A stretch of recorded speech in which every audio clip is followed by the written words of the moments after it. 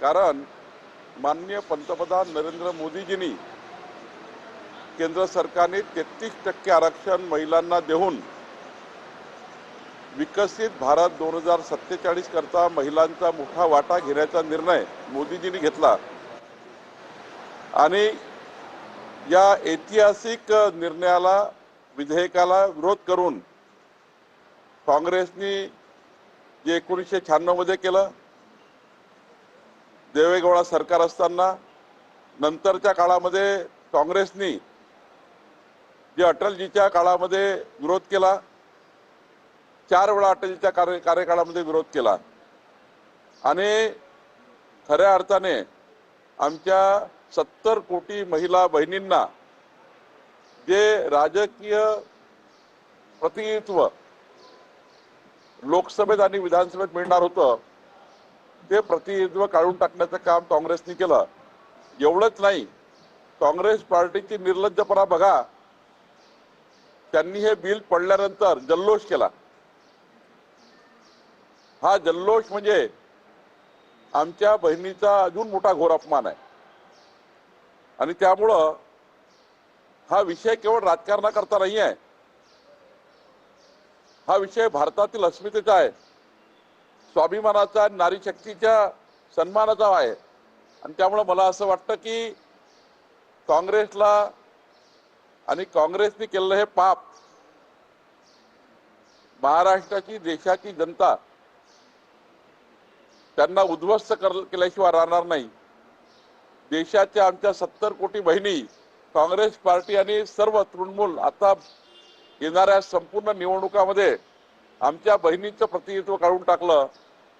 आज महाराष्ट्रामध्ये जवळपास 33%, 72 सीट झाल्या असत्या, 33% आमच्या बहिणी त्या ठिकाणी खासदार आल्या असत्या आणि उद्या 350च्या वर विधानसभेत सीट असत्या तर 150च्या जवळपास बहिणी आमच्या आमदार राहिल्या असत्या।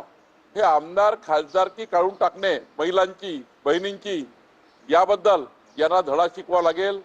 आमच्या बहिणी धडा शिकवतील असं मला वाटतं। एक महत्त्वाची गोष्ट की विरोधकांचं असं म्हणणं आहे की आमचा महिला आरक्षणाला विरोध नाही, मात्र सरकारचा हेतू बरोबर नव्हता या सर्व विधेयकाच्या पाठीमागे, याबद्दल काय हेतू सरकारचा होता? सरकारचा हेतू होता की सीट वाढवणे। जे काँग्रेसने या ठिकाणी फ्रीज करून ठेवल्या होत्या सीट लोकसभेच्या, त्या वाढल्या असत्या, आमच्या बहिणींना 300-350 सीट मिळाल्या असत्या। SC ST समाजाचं आरक्षण त्या ठिकाणी वाढलं असतं, SC STच्या सीट वाढल्या असत्या, SC ST महिलांच्या सीट वाढल्या असत्या आणि त्यामुळं याच्यामध्ये काय वेगळं होतं? यामध्ये तर या देशातल्या जवळपास जे मोठे मतदारसंघ आहेत त्या मतदारसंघामध्ये जनतेला न्याय देण्याकरता खासदार वाढले असते। आज 40-40 लाख मतदारांचा एक खासदार आहे, त्यांना आपल्या मतदारसंघात जाता येत नाही, 5-5 वर्ष खासदार दिसत नाही, तोंड दाखवत नाही, कारण मतदारसंघ मोठा आहे। छोटे मतदारसंघ झाले तर प्रतिनिधित्व मिळालं असतं, लोकांना आपल्या खासदाराला भेटता आलं असतं, लोकांना सहज केंद्र सरकारशी संपर्क करता आला असता, आपल्या खासदाराशी संपर्क करत असता आला। आज तर खासदारच भेटत नाही, कारण त्यांचा संपर्क होऊ शकत नाही। मतदारसंघ 40-40 लाख लोकांचे आहे। त्यामुळे मला असं वाटतं की पुनर्रचना आणि महिला आरक्षण विधेयक हे दोनही या देशाकरता महत्त्वाचे होते। काँग्रेसला याचा भुगतान भोगावं लागेल।